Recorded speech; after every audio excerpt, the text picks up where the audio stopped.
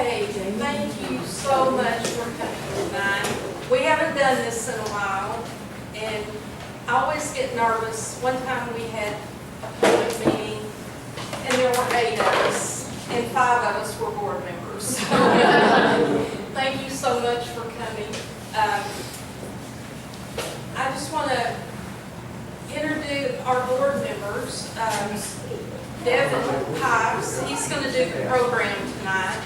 Devin has relatives in Sanger, from Sanger, and he's never lived in Sanger, but boy, he's done a great job for us.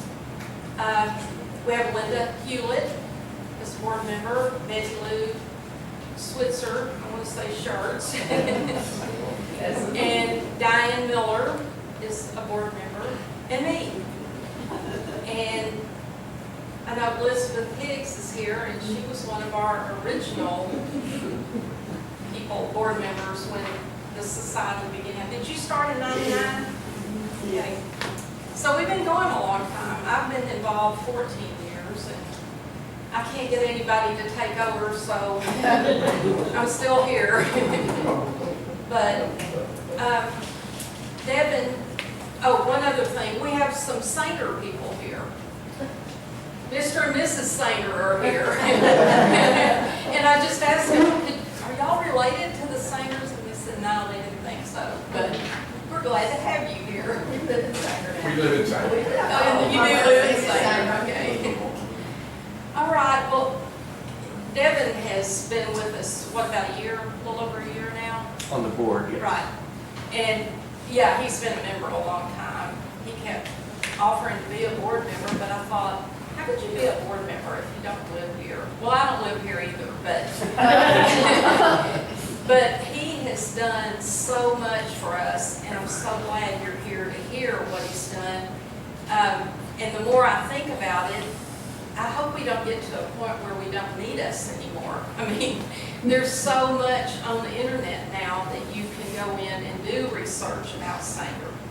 But anyway, he's going to tell you all about it. He's done so much. We were just truly blessed to get him on the board. And he's also, you're a board member of Kennedale. Are you the president? No. No.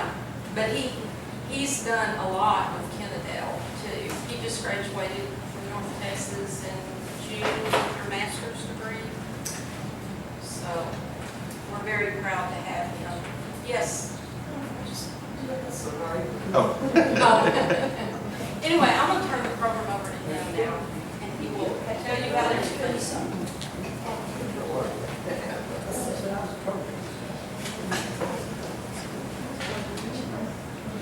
Well, thank you. I'll just kind of briefly add a little bit about who I am and how I'm connected to Sanger.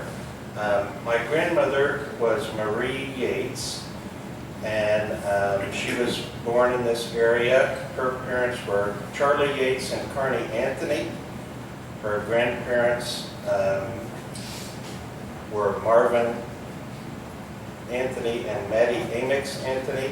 So I tie into all the Amixes and the Higgs and the Yates and the Anthonys, and so you add all them up and it's about half a Sanger. So.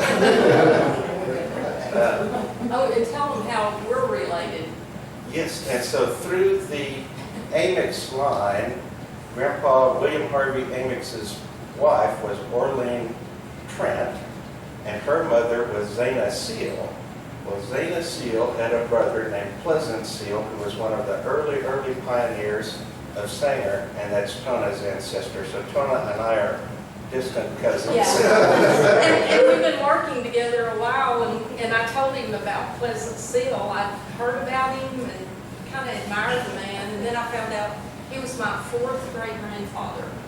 And so when I told him that, he calls me a few days later and he goes, guess what? We're cousins.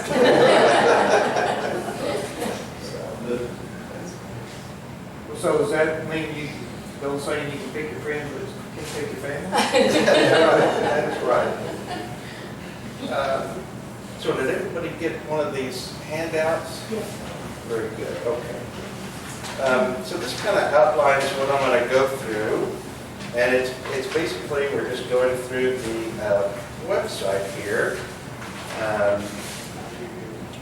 for the Sanger Historical Society.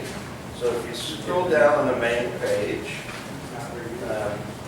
you'll see sort of our mission statement. We're a 501c3 nonprofit, and we're dedicated to preserving and researching the history of Sanger. And so here's our contact information, our email address, there's Tona's phone number, our new mailing address, and there's a contact form. You can just fill that out, and it will go straight to our email. So let me go. It also has links to our social media. We're on Facebook, Instagram, and YouTube. So Facebook, we're putting all kinds of posts about our events coming up. Instagram, we'll put lots of old pictures and stuff. And on YouTube, we've been putting a lot of our old videos that we've been finding, and we'll put the video recording of all of our meetings from now on going forward. So we've got an About Us page. There's some of the early members, and just a little bit about us there. Of course, we have the Contact Us page. And what more appropriate picture than the post office for contacting us. And it's basically the same contact information that was on the first one. I think some of those were still working in 1980. They might be. And the grains are all tied in with the amixes and seals and our relatives too. So let me just jump right into the digitization projects. The one we've been doing the longest, but we've never had a meeting to talk about it, is our newspaper digitization project.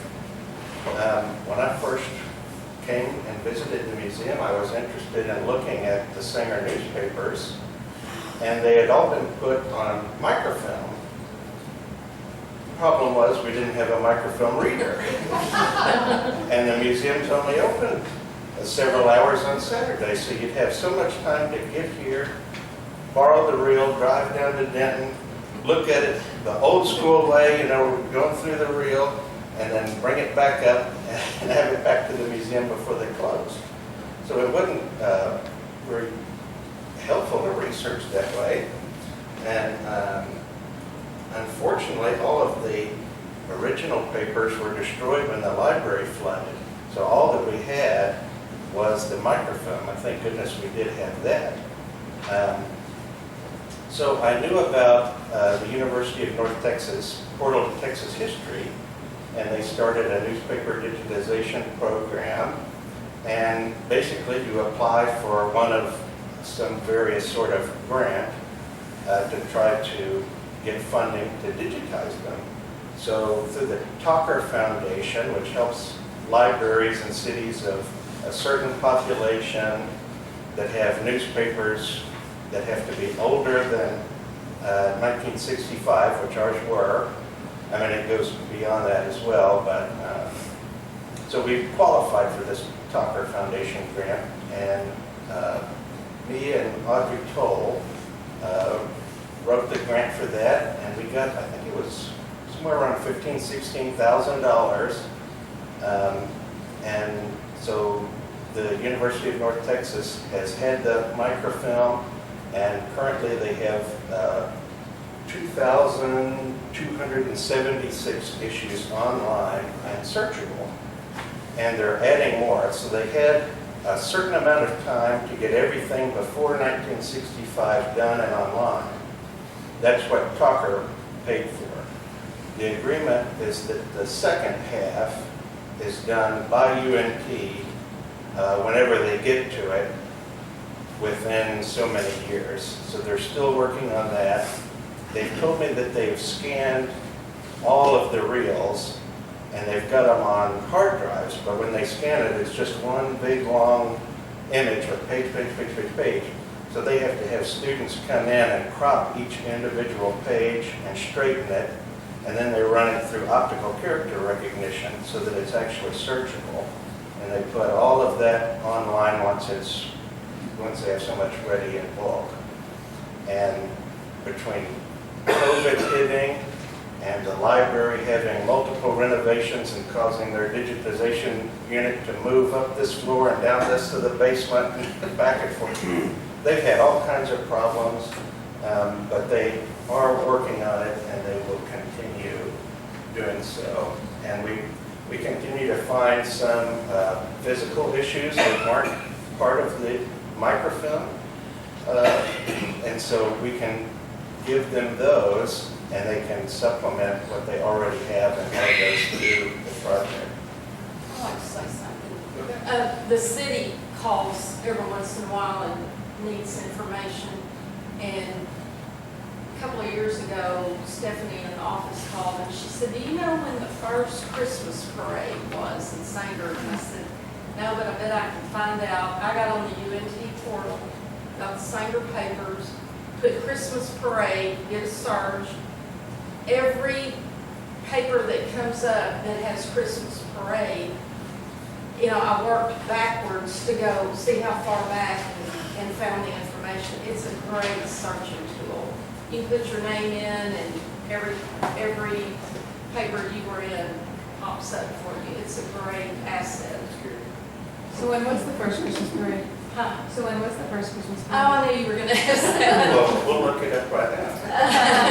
So, on this page, so we're on our Sanger, and you just go to digitization projects and then scroll down to newspaper projects. So this image, if you click it, it's a link, and it takes you directly to the Sanger area newspaper collection within the portal. It takes its history. So you can see it kind of gives you a breakdown. 2,276 items over 13 decades. And it's been used 22,353 times. So people are using it, even though we haven't really had a meeting to discuss it, so that's good. But the more we use it, the more UNT will go, oh, this is a good one.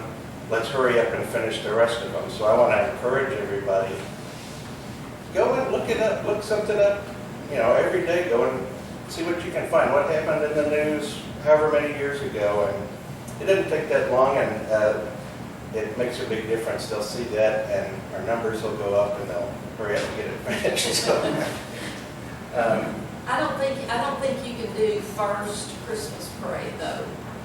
I think I put Christmas parade, and every paper it was in, I just had to keep going back to the previous to find so the first. we can search Christmas parade, and then over here there's a sort options. So right now it's set to best match, but you can actually go to date created oldest, and then it will actually show you in order the matches. So we can click on one and see. This is 1913. But that wasn't the first one, I don't think, unless they had one way back then. Maybe. Well, see, and sometimes it'll show if the newspaper has the word Christmas and the word parade, then it'll pull it up. So what you can do if you're getting results like that is just put it in quotes, and it'll only pull it up when it has those two words together. So here's 1963 is the oldest. Oh, but that's talking about Macy's. Yeah, yeah. Yeah, it takes a little searching for something like that. Right. But show them how you click on that and go to the other pages too. Okay, so you can, let's say you want to look at this one, so you can click on it, and then you can click Zoom. It'll open up a new tab where you can just zoom right in and see whatever you want to see on the paper.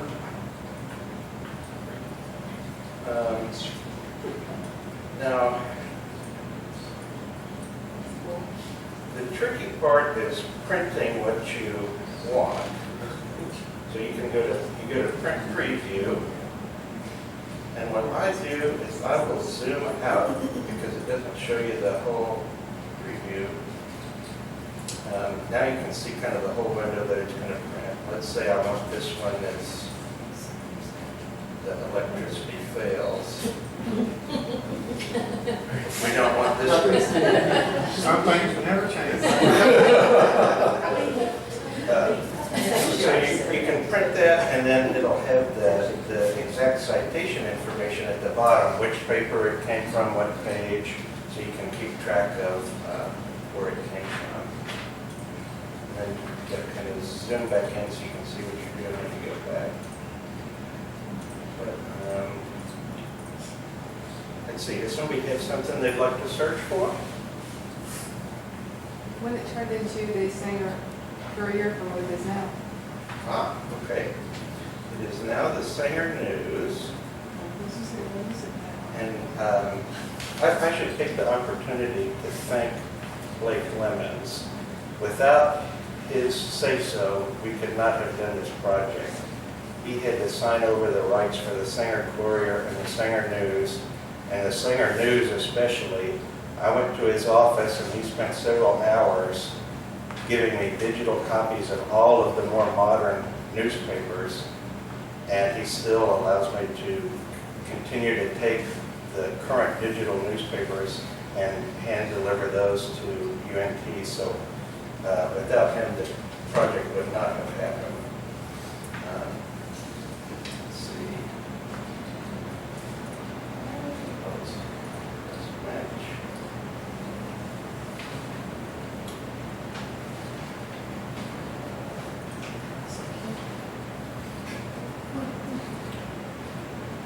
Oh, here's the easier way to do this. So on the side over here, there's an option for serials or the title issue. So there's Sanger Courier and then Sanger News. So if you go to Sanger News, and then let's see, the date created oldest, it was August of 2012 was when the switch happened.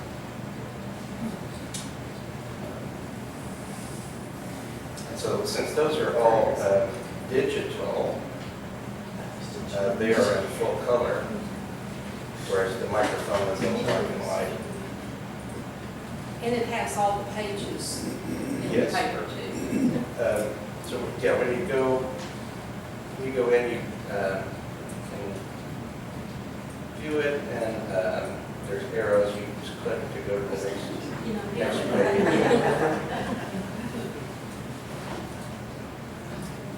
You can just click through.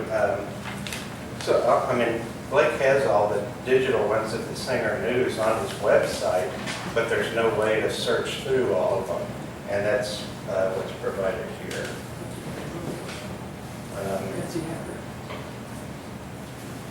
Also, you can limit your search if you're not sure exactly when something happened. You can limit it to the decade that you're looking for, or if you know the specific year, you can limit it to that. You can even get as specific as an exact month and day. So I'm just doing a blank search in all of the Sanger collection. So let's look at today's date. It's August the 6th. So here's all of the papers that have been published on August the 6th throughout the years. And you can see what happened in history on this day, all the way back to 1898. Is that the oldest one, 1898? For just this particular search, yeah. What is the oldest one that's on there? Let's have a look. And if you, let's see. So then we'll sort it to date created the oldest, because it's got all of them. So actually, that is the very first one. Yeah, I think we only have just a few of the legal tenders. Right. And it actually shows those legal tender ones came from Abilene. So Oh, so that wasn't like a, it wasn't part of our collection. So.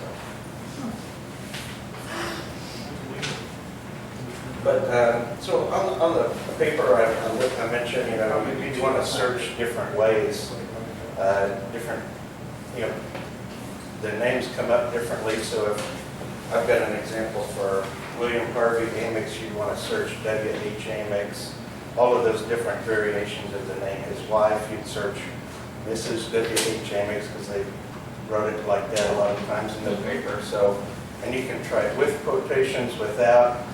Sometimes the optical character recognition, you know, some of the newspapers have damage or a little hole or something, and so it thinks one letter is really a different letter. And so if you put quotations, it'll look for that exact phrase, and if you don't, it might catch something that it read funny. So it really says W.H. Amix, but the computer read it as something else, so it wouldn't come up if you searched it with quotes.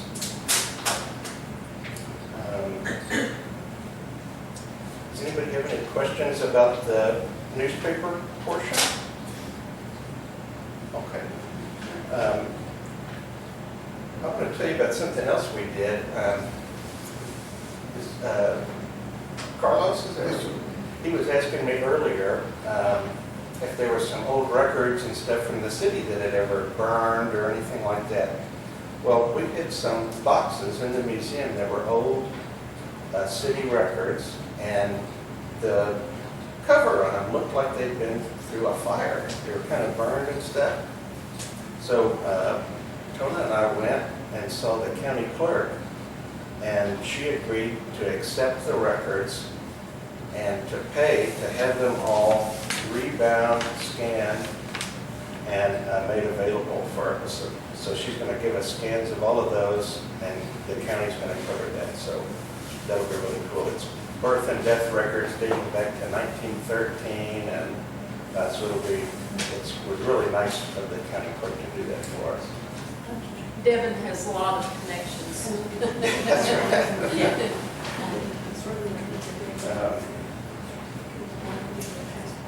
Okay, so scroll down to the next section is our yearbook digitization project. So, what year was that? It was probably 2012.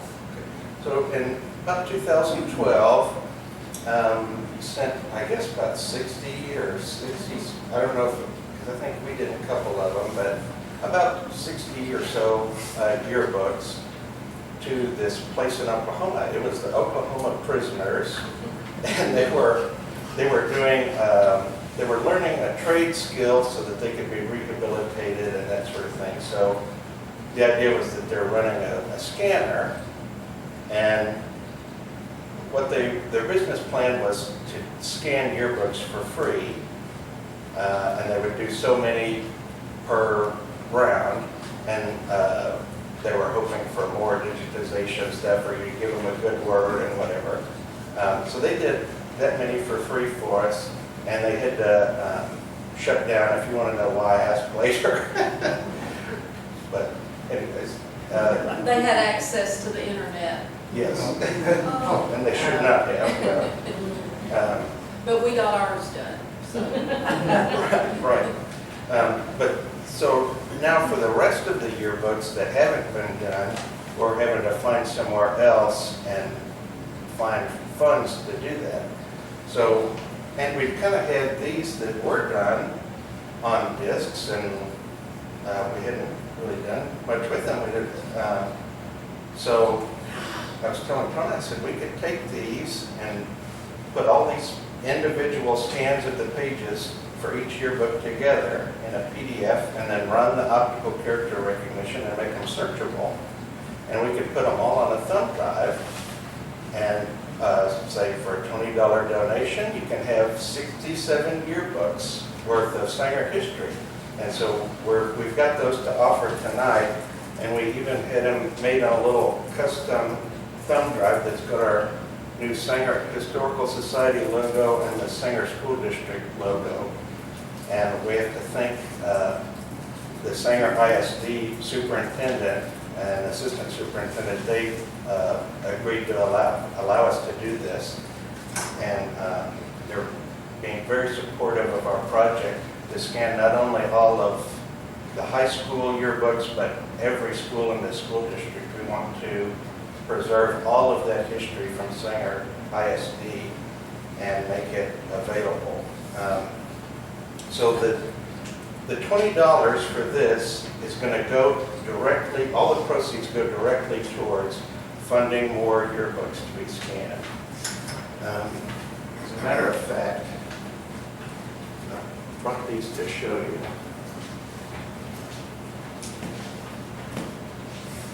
And you know, at our museum, when people come in, especially if they have ties to Sanger, they'll pull out their annual, and maybe they have their grandkids with them, and they'll turn to the page that they're in and show it to their grandkids, and those comments are always priceless. Gosh, you look like that, you know. But anyway, the yearbooks and our historical binders are the things that are most important at our museum, are those two things. And we're just thrilled to get the annuals available to the public. So these are some of the lower school ones. They're kind of thin. So there's a particular vendor that scans by the page, which is cheaper for the smaller books. And then there's another vendor that we've looked into that scans by the book. So that makes more sense financially for the larger high school books. And there's a whole big bunch of them here, and none of these have been scanned yet. And we want to also do this one because there's no copyright on it, and we think it's very important to honor our World War II heroes. So we want to scan this one and get it put online and available for free. So the funds go to help digitizing all of these, and once we get them done, we'll love to copy them for you on another thumb drive. So if you're curious to preview what we have, you can click on this picture and it will take you to a preview of the thumb drive. So it shows what is included. We've got 1934, 1939 through 41, 1946 to 1950, 52 to 85, 89 to 93, and 97 to 2016. And you can actually preview some of them, and we've actually got, this one's 1908, 1909. You can click on the link, and it'll give you a little preview of them. So you can just sort of flip through.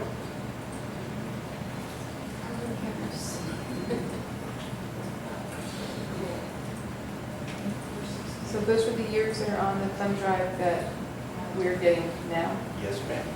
So nothing recent on there? And the early annuals, I think 35 is the one I usually show.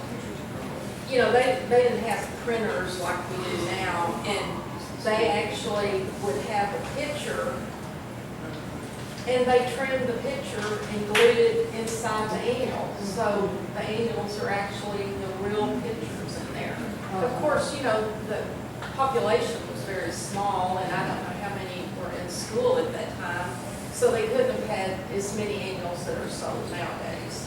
But it was quite a feat to put those things together, and they typed the pages of the names. And so, let me show you, this is, I'll actually pull up one of the thumb drives here so you can see directly what it will look like.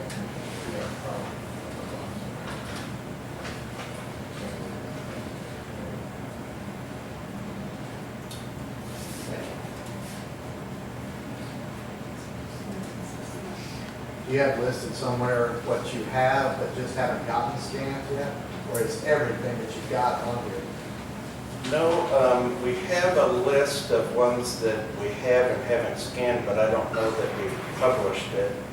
I think as far as the high school, we have everything except 2024. that they made. There was some during World War II that they didn't make because, Yeah, they World War weren't- II, they were conserving paper and things like that, so. But I think everything that they made, we've either got on here or they're in this bag and we've got to scan them except 2024. And it's like from 2017, current day, that we're raising funds to scan and make another thumb drive available. Correct. Yeah, this is what will fund the more modern ones. So, and the one or two, I think 1951 is missing, but we've got it here, so we'll get those done. But let me show you what one of these looks like. So I'll pull up 1940. Devin, pull it 57. Okay. Said.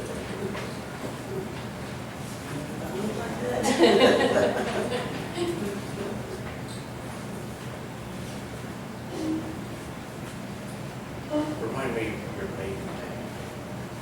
Gilliam. Are we fixing to see somebody that hasn't changed? You're, Probably beautiful then it is now. right there. So you Look at can there. There I am, search. I'm right there. It shows 7 matches for Elizabeth, and There's Change a bit. There's John D. on the end. Oh, yeah, Yeah. yeah.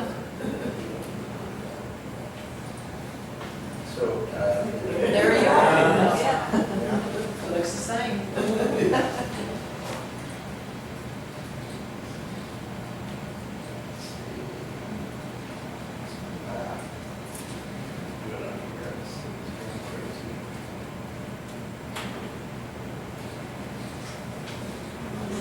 Yeah, you're up, Nancy. No, Yeah.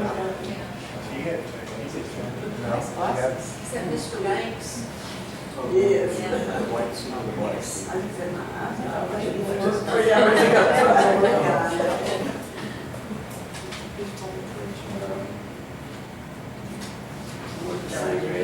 Well, they took them all the same day, yeah. But that's the way everybody dressed. Right.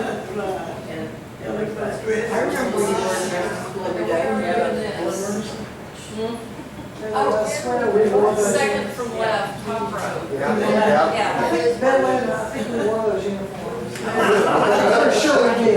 There's that. I think we won. I'm pretty sure. Y'all had new ones every year. We wore. Not every year, but we got it.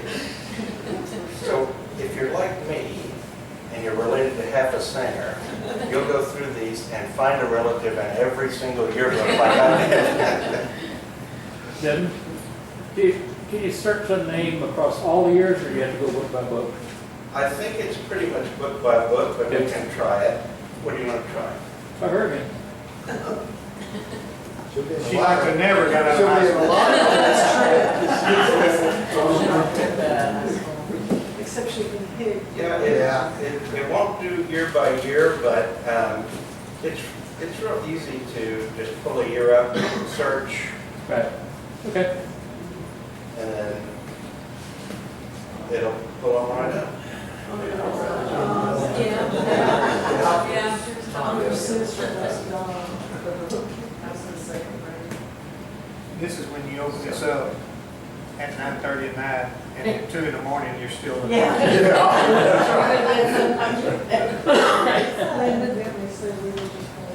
No, I was in second grade. Just thought I'd throw it out.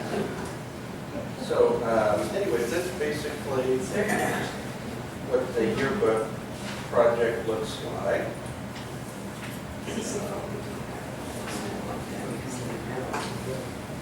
So down here at the bottom, this is our Sanger Area Historical Society photo collection digitization project. So we've been going through the museum and scanning all of our pictures, especially the original pictures, and we've been making archival scans.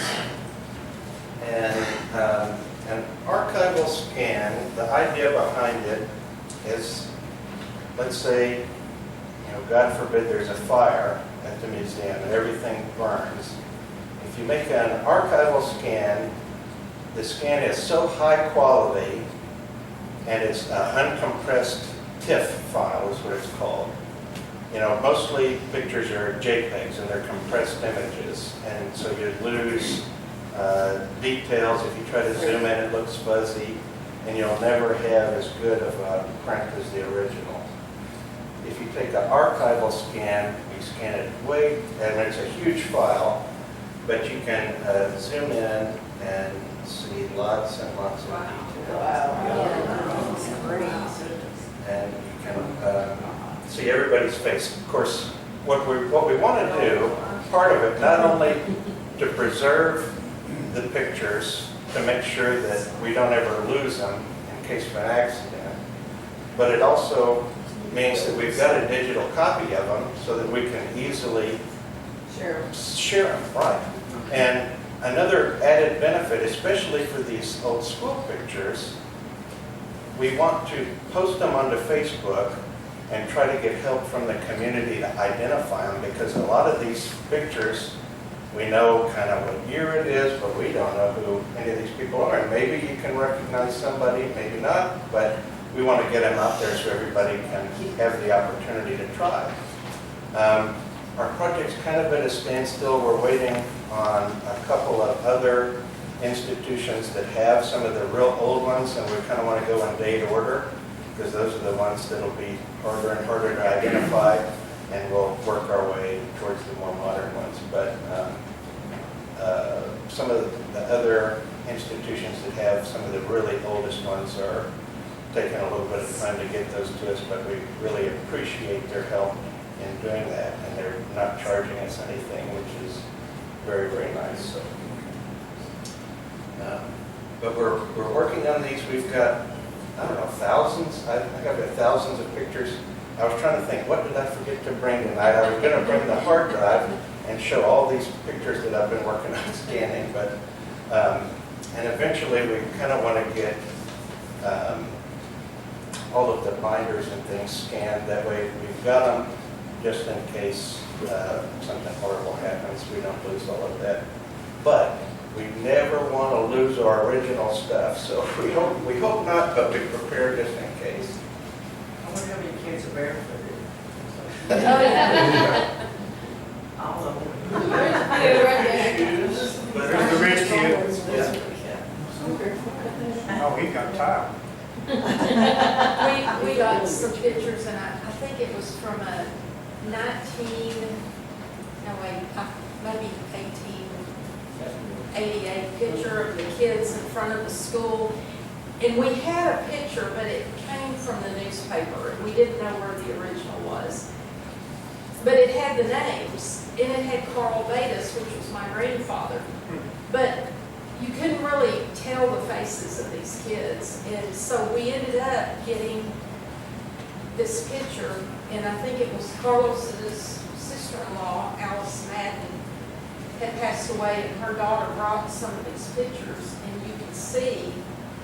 And I found my grandpa because my youngest uncle, I always thought, I don't think he belongs in this family. He doesn't look like anybody. Well, this picture of my grandpa, he looked just like my grandpa.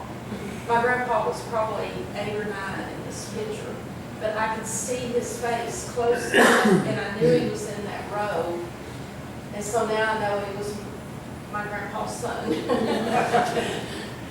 No, we need to do that one that's hanging on the wall that we can't figure out who everybody is in that meeting with the school. Oh, yeah. If we could pull that in closer, maybe we can figure out. Well, who but some we of know them who most of those people are. We just don't know what the occasion Yeah. was. are. That's true.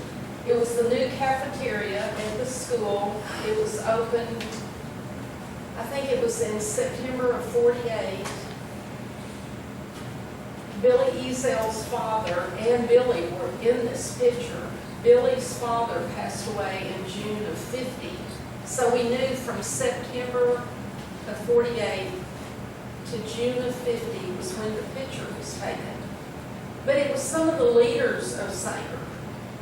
And, I mean, we could identify a lot of them.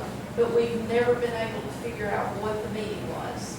They were meeting in the, Were they all in? Were they- all in, I think yeah. I've seen that picture. And we I think put it- I don't think you were asked about it. I think you've said it in one of these meetings before, sometimes Yeah. you mentioned that. We had it in the Sanger paper several times, and, you know, we thought, is it a church? Well, no, this guy went to this church, and this guy went to this church, you know, and it wasn't, well, we just don't know. Willard Bounds was in it, Tom Doctor- Burke, I think my grandfather. yeah, and Dr. Sullivan was in it, and we've just never been able to figure it out, but it's always been a mystery, and that's why we love doing this, is because someday somebody's gonna walk in with something that is gonna tell us what that is, we hope. And I think that's another benefit of sharing on Facebook. If we post it and people share it, then they go, oh, I've got this and that and whatever, and so our collection grows and the history is preserved even further. So let me move on and show you the events page here. So this is just showing tonight's meeting coming up, and if we have anything else planned in the future, that's where you'll find our plans for that. Then we've got a membership page here on our website. So if you scroll down, it's got a list of the board, and if you need to get a hold of us, you can hover over our name and it's got our email addresses. That's on These are muscles. He's the, well, honoring member, not the honoring. That's about the only way I get in there. I call and say, Betty Lou, tell Chet to bring his drill and his hammer with him. So if you're interested in joining and becoming a member, the dues are $10 per person for a year, and $5 for a junior member. If you're age 13 to 18, you can bring cash or mail a check to the museum. There's our address, or you can pay on our new PayPal setup. If you go on PayPal, you can direct it to our email address, which is sangersahs@gmail.com. Or there is a PayPal QR code down here on our website you can scan with your phone. This is an example of our new membership form, and right underneath it, there's a click here button. If you click that, it will bring up the membership form you can download and print off and join. Yes, ma'am. Do you have paper copies of the membership forms? Some of us have printers that don't work. I think we have some at the Yeah, museum. we have some at the museum. Or send me an email and I'll email it to You want me to remember that? Really, Don? you. Well, you know where the It won't do museum. me any good because I can't print it. She can't print it. Oh, that's right. Well, come to the museum. Or I'll mail you one. Or two. Just give them to Linda. And we might, maybe we'll print some and leave them here at the library too. Yeah, we could do that. Devin, can you go back, scroll back up to where the fire truck is firing? Yes, sir. Just, I guess humorous, and you know, it says who they are. Back, and this is one thing us old timers miss, is going to the grocery store, or the hardware store, and listening to the people, right? Elizabeth, and I remember talking to Bill Gentle, local grocer for years, his dad started, and Gentles and Sons, and we were talking, I was on the fire department, and he's telling me one day, he goes, there'd been a fire somewhere, and he was telling about this truck, and they were still using it. I think this is the truck, I'm pretty sure, because it was an open cab, and he said they would still use it occasionally, and that was basically their fire truck, you know, that, and he said they got a call that the Valley View Square was on fire, and it happened periodically back in the day. Valley View would catch on fire. Bill said, and he was a young man, he said, so we met down at the firehouse. He said, the problem was, he said, the truck was an open cab, no windshield, and I can't tell if that's got a windshield or not, it doesn't look like it. And he said, it was about 20 or 25 degrees that day. And he said, of course, you know, they didn't have bumper gear, none of that stuff was, and whatever you had on your own, you know, that you'd worked with that day probably. He said, we got there. He said, we had to change drivers 8 times, but we got there. And I just see that truck and I just think about, you know, think about modern times compared to what the people that we're there, Yeah. we're there because we're here today. I want to tell you why I put this picture of the old fire department there.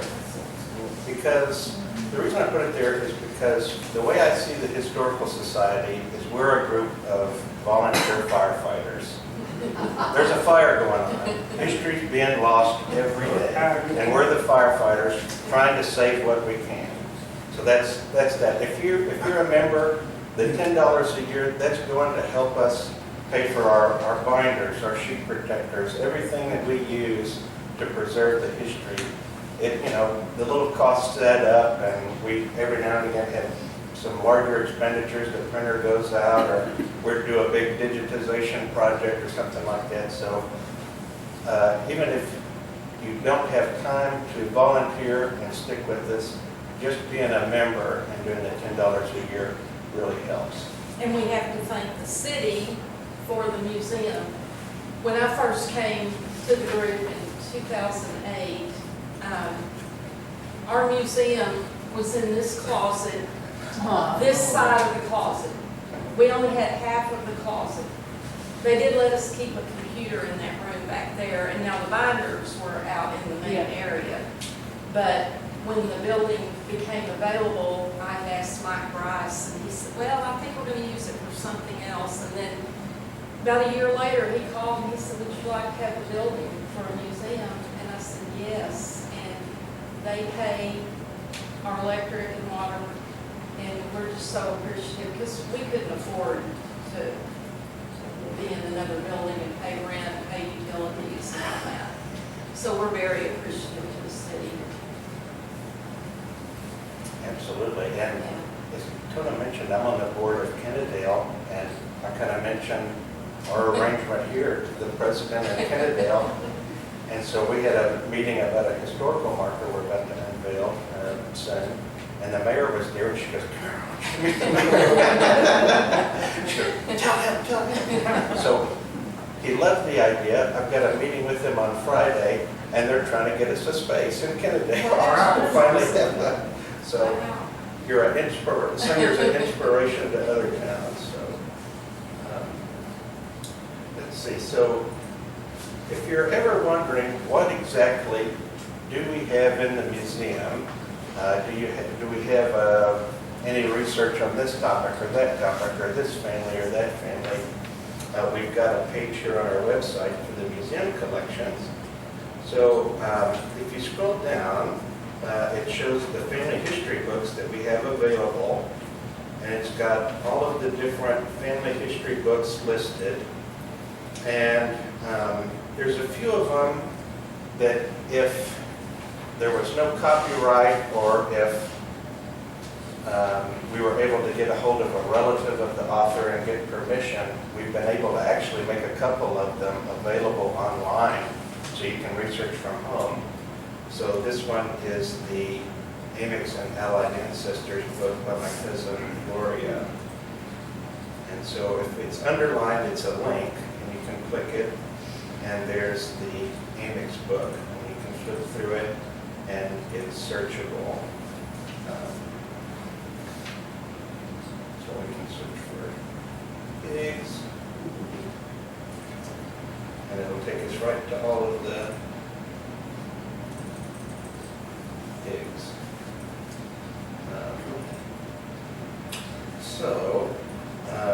Not all of them, or we haven't been able to make all of them available online, so some of them are only to be researched at the museum when we're open. A lot of them are really rare, and maybe even one of a kind, I think. So we can't really let those go out. But they are available when we're open. So there's quite a long list. We've even got this one, The Story of Singer by Eunice Sullivan Gray. It's available online. It had a copyright at the front of it where she had written it for the Singer paper. So I contacted Blake Lemons, and again, he came through for us and allowed us to scan that and put it online. So that wonderful history of Singer from 1886 to 1986 is available, and it's an excellent resource. And then here we have just the titles of our different research binders. We've got shelves in the museum with research binders, and our board members are constantly adding to that things that people donate. They go through everything and sort it accordingly and make copies of our pictures and put them in there. And a lot of time and effort and work has been put into those. And so this is just kind of just a rundown list to show you roughly the topics that those cover. And if you want to see them, you'll just have to come in when the museum's open. We hope to eventually scan those, and I don't know whether we'll make them available online or not. It kind of depends on what the content is. We don't want to put things online that shouldn't necessarily be, so. But that's those, so you can kind of get a good idea of what we have and know what you want to look at when you come in. Then we've got a research tab. And so this one, we've got all the tractors, because these are your research tools.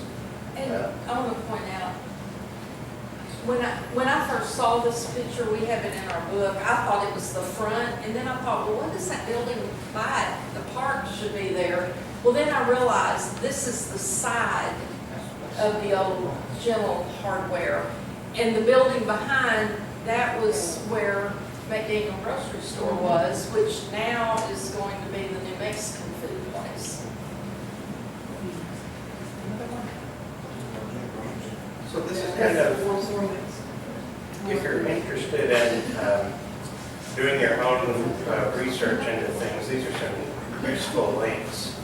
So there's different maps. You can go into any of these different websites, and there's all sorts of resources.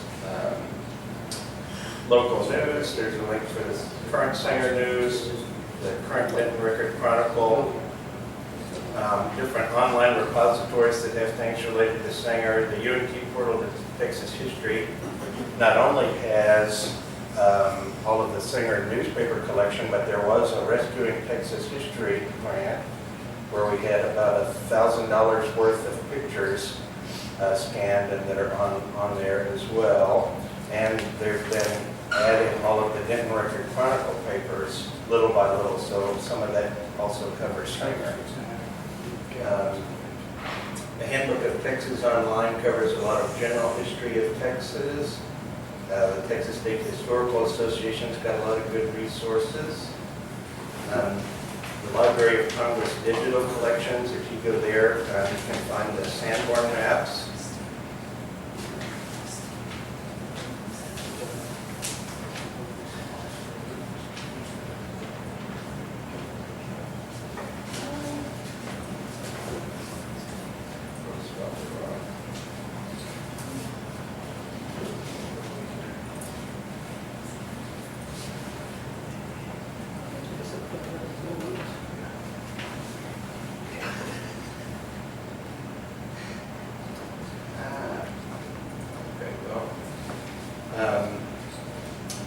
We get a lot of requests, I think, for people wanting to know about the ownership of a particular property. So I want to show you this one in particular. This is the Texas General Land Office website. It's kind of tricky if you've never used it. But, so if you go to Heritage and go down to Land Grant Search, then you can search, if you have your deed, it'll probably say the original grantee of the land on there, and you can find that and see the actual original grant and the original size of the land when it was first granted, who the first owner was. We get a lot of new people moving into Sanger, and they buy an older home, and they come down to the museum and they want to know the history of the home. Well, we're very lacking in that area. We really don't have anything about it, really. And, you know, if I find out where they live, I can tell them who lived there back when I was growing up. But one example, most of you probably know where Henry Cooper and Vera Lou lived. Well, the people that live there now, they moved there probably 3 years ago. They're from San Antonio. And he and his wife came down and wanted to know the history of the house. Well, all I knew was before the Coopers had it, it was, I want to say H.O. Harris, a superintendent of the school. And that's all I knew. And I just assumed that maybe he had built it. Well, I was online doing some research and found an article about Mr. Wilfong. And y'all all know the Wilfong building. In this article, it said Mr. Wilfong had built a beautiful home with the big front porch for his wife.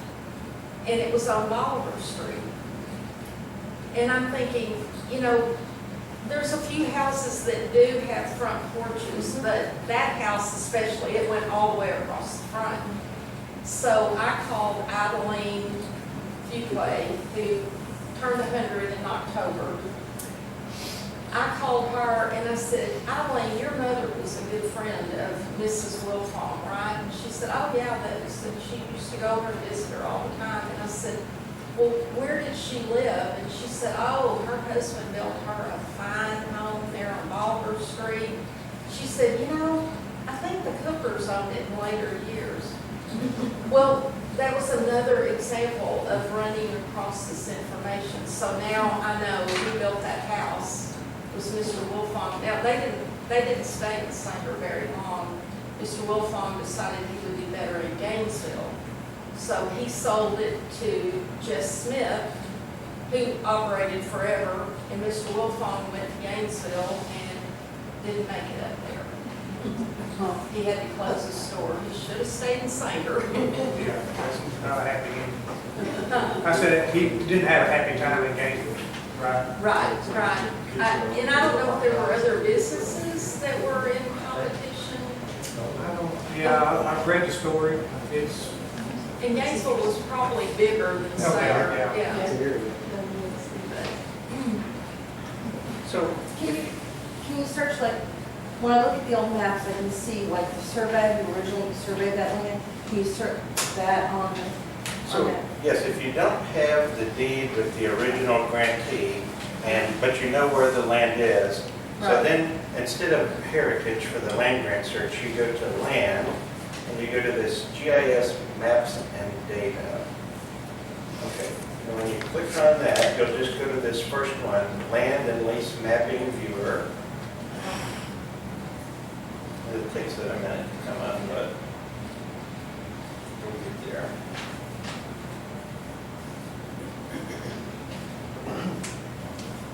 But it'll show a map, and we can zoom right into any place in Sanger.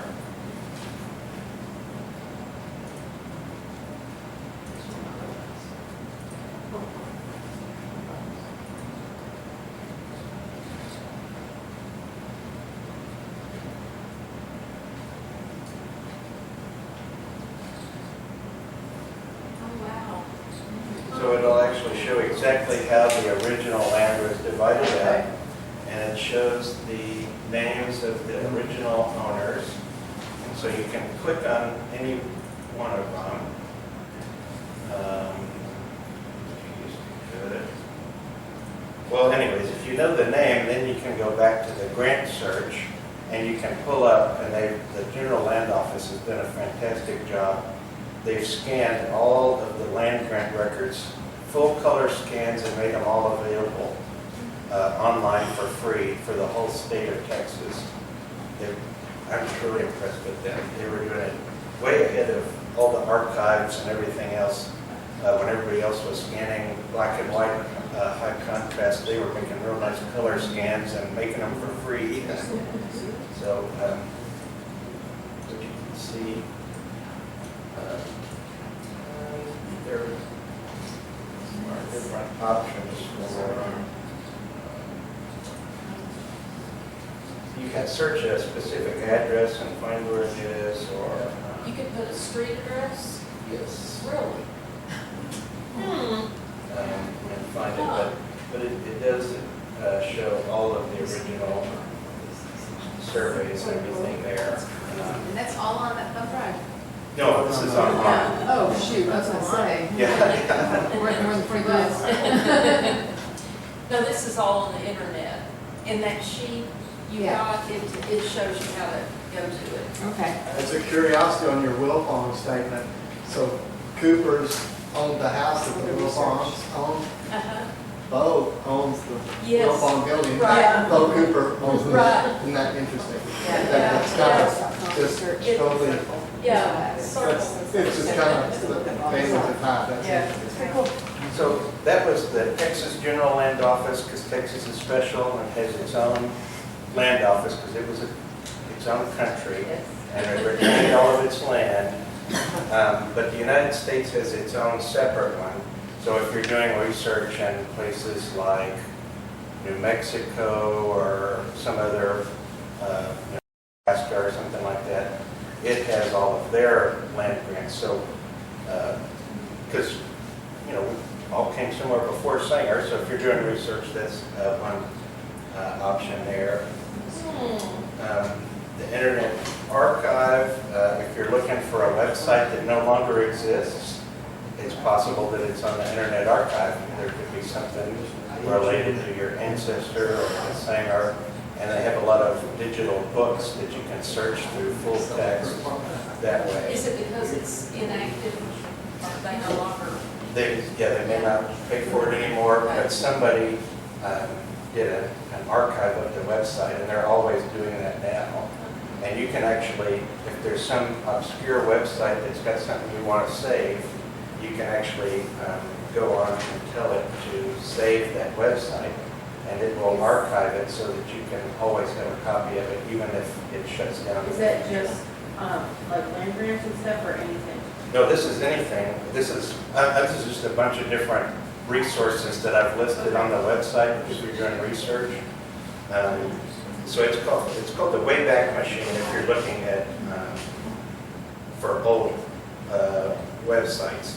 Yes. And you can even go to a website that,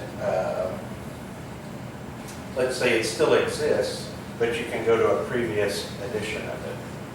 So, like you can go, I'm showing my age, but Beanie Babies were a big thing in the 90s. You can go and see the old Beanie Baby website, how it looked and everything, so they've got all kinds of things.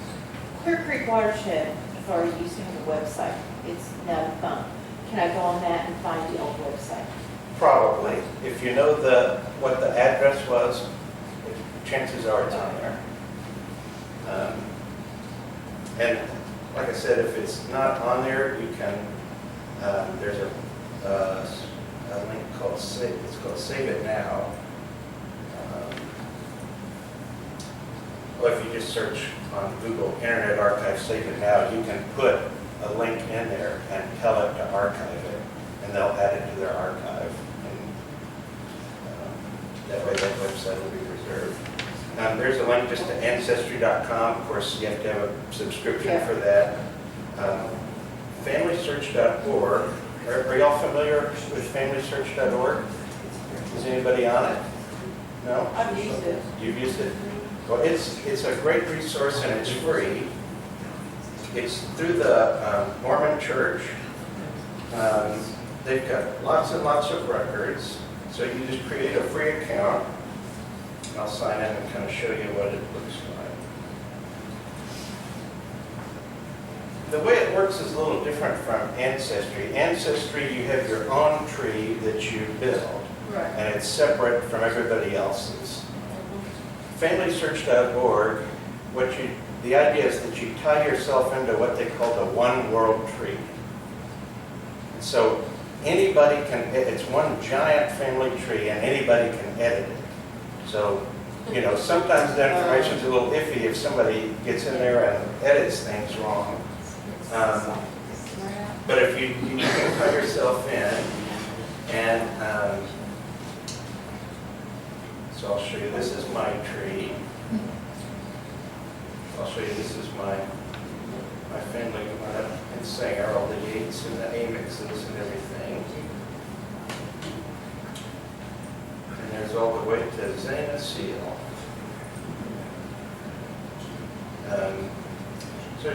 And you can see the people, and then there's under memories, there'll be pictures probably. And you can go to the sources tab, and it'll actually have all the census records and even death certificates, marriage records, all kinds of things like that available for free. So it's a really good resource if you're trying to do some quick research and find somebody. You can go to search, and you can search the family tree to try to find them in the One World Tree. Now, if you go in and look and you see something you think might not be correct, does it say who put it there? It'll That say you who can- the last person was that edited it and when they did it. And you can make a change, and it'll ask you why you're changing it. And you can just say that you've got such and such record and that was wrong, so. It's like on Find Your Grave, you can usually find it, because I've had my few things happen. Right. So the cool thing about when you tie into the One World Tree, if you and somebody else both have a family search tree and you're tied into the One World Tree, they have a function on here. You can get an app on your phone, and you can click this button and say, find relatives near me. And everybody in the room will show up, and they'll say exactly how you're related to everybody around. Then you get scared. Yes, So it's really neat that it can do stuff like that, and it has a page. See if I can Google I have a that. question. Is there any way to put a picture in and do a search to find out who's there? Not Not yet. yet. They're working on facial recognition stuff, but I would imagine that would be pretty tricky because sometimes it may be the only picture of that person or the only picture anybody's posted. But so they've got a section here you can see famous relatives, so it shows you all the people that you're related to. So here's some of mine. Those are your relatives? These are my relatives. Oh, my. So Yeah, I don't know. I told you I was related to a lot of people. Is Adam there? I don't know. He is somewhere. Keep scrolling, you'll find it. Lucille Ball. Elvis? Yeah. Oh, my. So chances are you're related to them too. Yeah. Just got to figure out how. So it'll show you. Wow. So I'll click on one of them. So let's see. Am I related to John Quincy Adams? So there's my dad, my grandpa, my great-grandpa, great-great-grandpa, on up the line. And he goes way, way back. And this guy's got 2 wives. I don't know what that's all about, but Maybe held up with me. yeah. So that's kind of a neat tool. Again, it's free, and if you're just kind of playing around with it, it's better than paying, $200 whatever for Ancestry if you're not really doing it every day or something like that. So.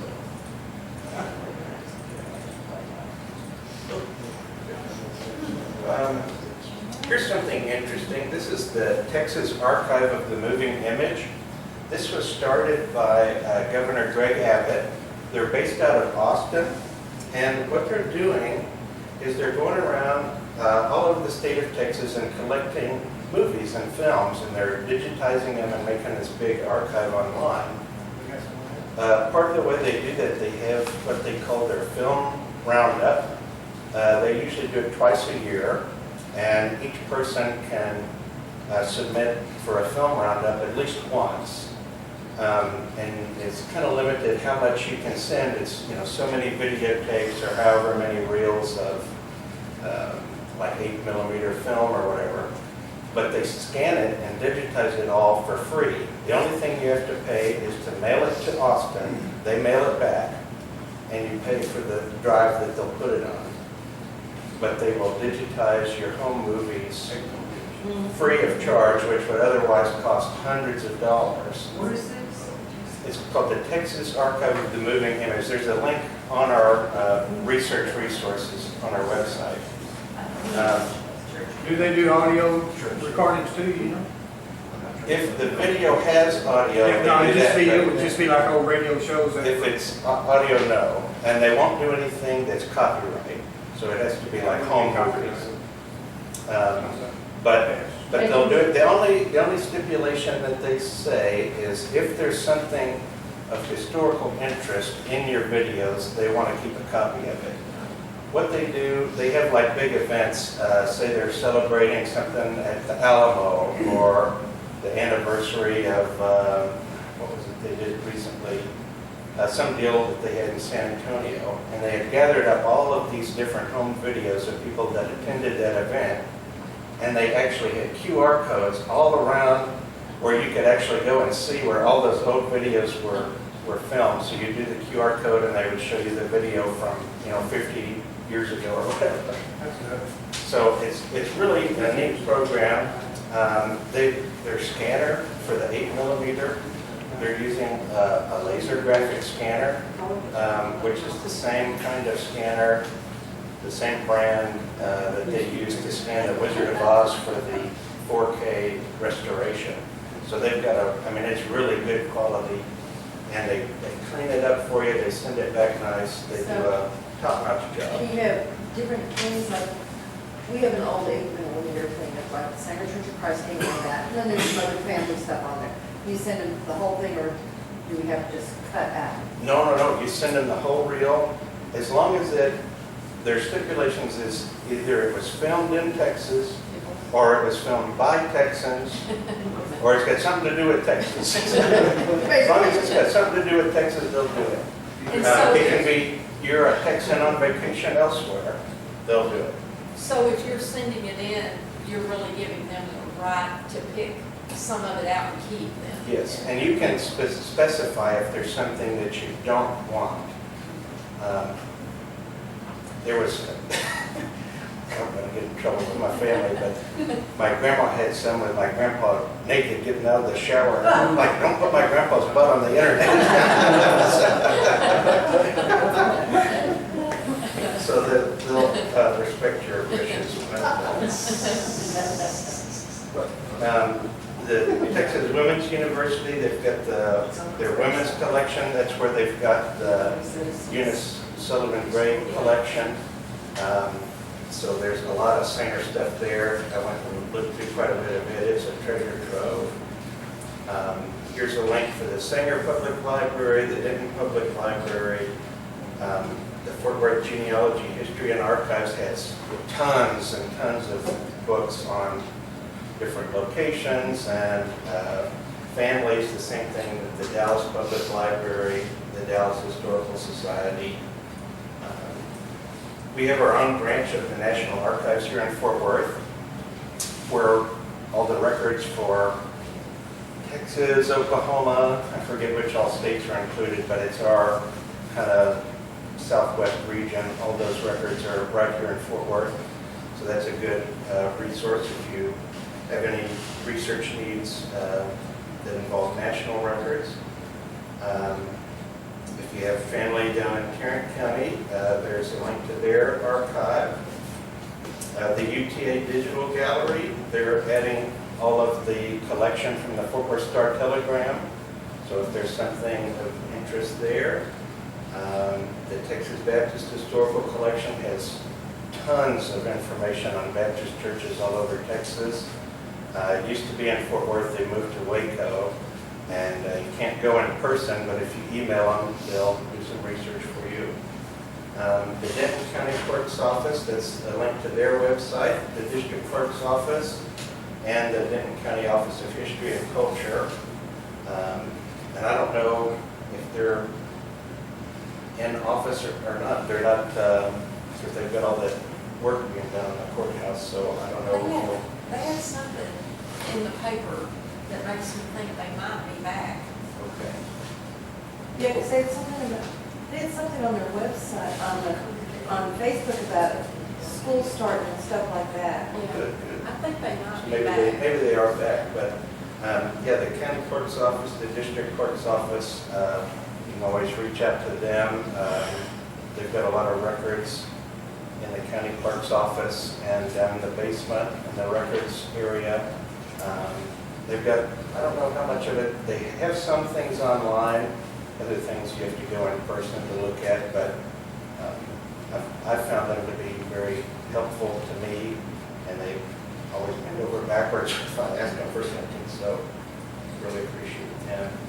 And our neighboring museum is the Crown Heritage Museum, so if you've got relatives there, that's a link to their website. So there's just lots of different resources if you're trying to do research. And of course, our museum is always open Saturdays from 10 to 2, which is across the street there. Did you want to talk about the books? Yeah. We have a few of the Sanger books here. Probably most of you have seen them, have one. They're like $15. And then we have the flash drives, thumb drives. They're $20 donation. And when you're leaving, look at those boards over there. The one on the left are the pictures that we got. We had the picture of the boarding house, and it was down by the railroad. When Mr. Reddy was the first person to come to Sanger, and he built a hotel. Now, we don't have a picture of it, so I don't know if it looks like a house or something like that. This was the second one because Mr. Reddy's hotel was always full with the cowboys bringing the cattle to town. And Sanger had 2 or 3 saloons, so it was a fun place to be back in those days, I guess. Well, anyway, we never knew what the inside of it looked like. The lady that owned it was Dora Lee Rogers, and I never knew if her husband was involved. The information we had didn't mention him, but the middle picture is actually a picture of the inside of the boarding house, and it's Dora Lee and one of the ladies that worked for her. And then at some point in time, I don't know if they quit being a boarding house, but they opened the Highway Cafe, and it was Hiway, Highway, because used to the highway was 5th Street, coming through Sanger. And the Highway Cafe was right here where we are. And it was a kind of an old-timey strip center. There was a barber shop on the end, and there was a restaurant. Dave Fellers had a restaurant here for a while, but this used to be the very best bakery company. And they always talked about the side door would be open because it would be hot in there. And after Mr. Nelson quit baking for the day, he'd have the door open. He was very musical. And they said people, you know, back then things were quiet. They didn't have the noise we have now. And people would say, you know, they lived blocks away from here, and they could hear Mr. Nelson picking his guitar, and his daughter was Mary John, who was very musical, and she went on to become a writer. And I need to learn when to shut down, but anyway, this was a really big center, and apparently the Highway Cafe was here first, and then Nelson Bakery came in. But those pictures of Carlos's sister-in-law, Alice Madden, she was involved with the Historical Society at some point, and she had a bunch of really nice pictures her daughter brought to us. So I was so thrilled when we got the inside of the boarding house and then the cafe. So we've made copies, and the originals are in our original section. And that's what we do. We wait around until somebody gives us a hint of something, and then we try to find out more about it. But anyway, if you want one of the flash drives, it's a $20 donation. And Betty Lou has it back there. And do you have any final questions or comments or anything like that? If not, I think we'll call it 10 minutes early and Okay. it's kind of hot up here. Yeah, it's ready for the whole thing.